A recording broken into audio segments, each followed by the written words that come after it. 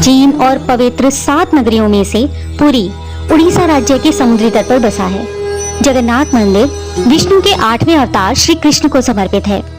पुराणों में इसे धरती का वैकुंठ कहा गया है और यह भगवान विष्णु के 4 धामों में से एक है।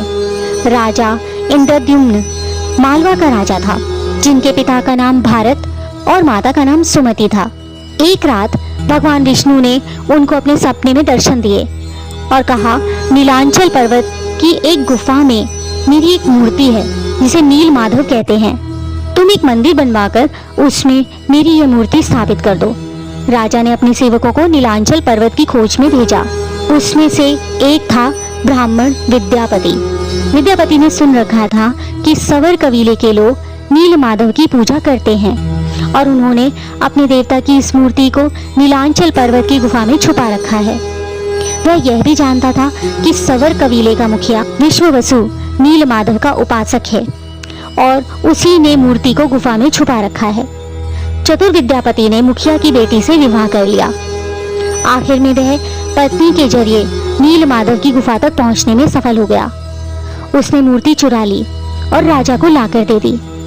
विश्ववसु की मूर्ति चोरी होने से बहुत दुखी हुआ। अपने भक्त के दुख से भगवान भी दुखी हो गए। भगवान गुफा में लौट आए, लेकिन साथ ही राजा इंद्रद्युम्न से वादा किया कि वो एक दिन उनके पास जरूर लौटेंगे, बशर्ते कि वो एक दिन उनके लिए विशाल मंदिर बनवा दे। राजा ने मंदिर बनवा दिया और भगवान विष्णु से मंदिर में विराजमान होने के लिए कहा। भगवान ने कहा कि तुम मेरी मूर्ति बनाने के लिए समुद्र में तैर रहा पेड़ का बड़ा टुकड़ा उठाकर लाओ, जो द्वारिका से समुद्र में तैरकर पुरी आ रहा है। राजा के सेवकों ने उस पेड़ के टुकड़े को ढूंढ लिया, लेकिन सब लोग मिलकर भी उस पेड़ को उठा नहीं पाए। तब राजा को समझ में आ गया कि नील माधव के अनन्य भक्त सवर कबीले के मुखिया विश्ववसु की ही सहायता लेनी पड़ेगी। सब उस वक्त हैरान रह गए जब विश्ववसु भारी भरकम लकड़ी को उठाकर मंदिर तक ले आए। अब बारी थी लकड़ी से भगवान की मूर्ति गढ़ने की। राजा के कारीगरों ने लाख कोशिश की, लेकिन कोई भी लकड़ी में एक छेनी तक नहीं लगा सका। अब तीनों लोग के कुशल कारीगर भगवान विश्वकर्मा एक बूढ़े व्यक्ति का रूप धर कर आए। उन्होंने राजा को कहा कि वे नील माधव की मूर्ति बना सकते हैं, लेकिन साथ ही उन्होंने अपनी शर्त भी रखी कि 21 दिन में मूर्ति बनाएंगे और अकेले में बनाएंगे। कोई उनको बनाते हुए देखेगा नहीं। उनकी यह शर्त मान ली गई। लोगों को आरी, छेनी और हथौड़ी की आवाजें आती रही। राजा इंद्रद्युम्न की रानी गुंडीचा अपने आप को रोक नहीं पाई। वह दरवाजे के पास गई तो उसमें कोई आवाज सुनाई नहीं दी। वह घबरा गई।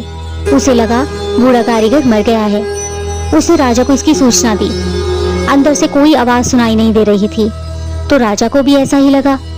सभी शर्तों और चेतावनियों को दरकिनार करते हुए राजा ने कमरे का दरवाजा खोलने का आदेश दिया। जैसे ही कमरा खोला गया तो बूढ़ा व्यक्ति गायब हो गया और उसमें से 3 अधूरी मूर्तियां पड़ी हुई मिली। भगवान नील माधव और उनके भाई के छोटे छोटे हाथ बने थे, लेकिन उनकी टांगे नहीं, जबकि सुभद्रा जी के हाथ पैर बनाए ही नहीं गए थे। तब से लेकर आज तक तीनों भाई बहन इसी रूप में विद्यमान हैं।